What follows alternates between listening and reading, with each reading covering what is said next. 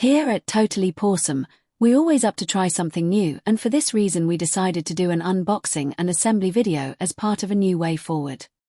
Having looked at quite a few miniatures, we decided that we'd go first of all with one from the wargame, Conquest by Para Bellum Games, and having spent a lot of time going through all the various forces, we decided to adopt the Nords.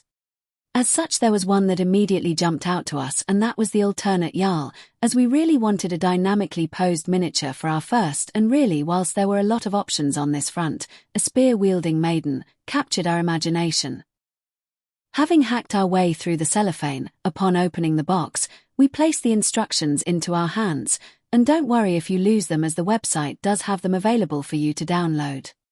Each item within adds a little something extra, and for us, we absolutely loved having the card that gave the characters details for use within the game.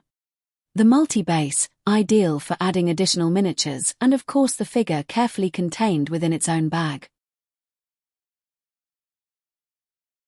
What we decided to do was to put the instructions on the desk, open the sealed bag, and placed each of various pieces on the relevant place on the diagram so that it would be easy to pick up each one we needed for that stage as we went along.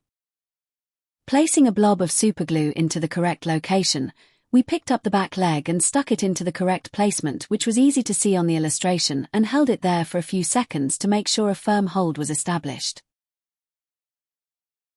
And whilst we have a few seconds, we do want to let you know that at times, we're not the smartest person in the crowd, and we do make errors as we put the mini together.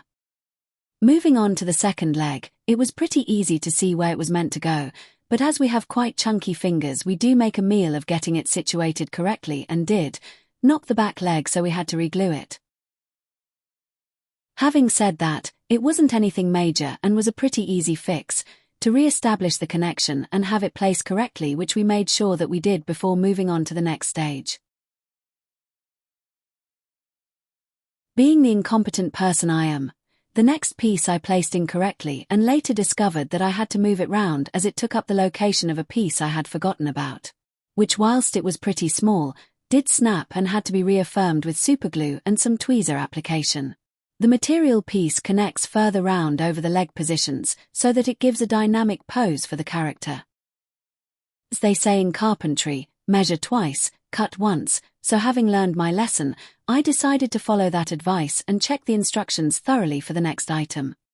Picking up the fur mantle, it was pretty clear where it needed to be, and with only a little flash to clean out, it was pretty simple to glue into place and be ready to move on to the next step.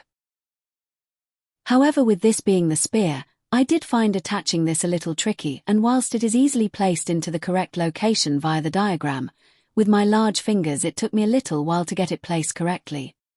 Which is why this stage has taken a little while longer before we move on to the final placement of the head.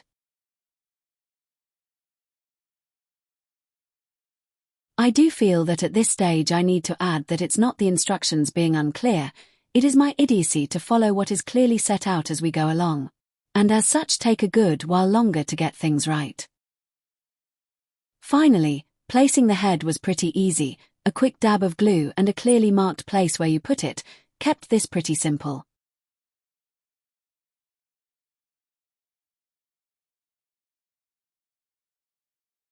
And there you have it, a beautiful figure ready for painting. Hopefully future construction will go a lot smoother.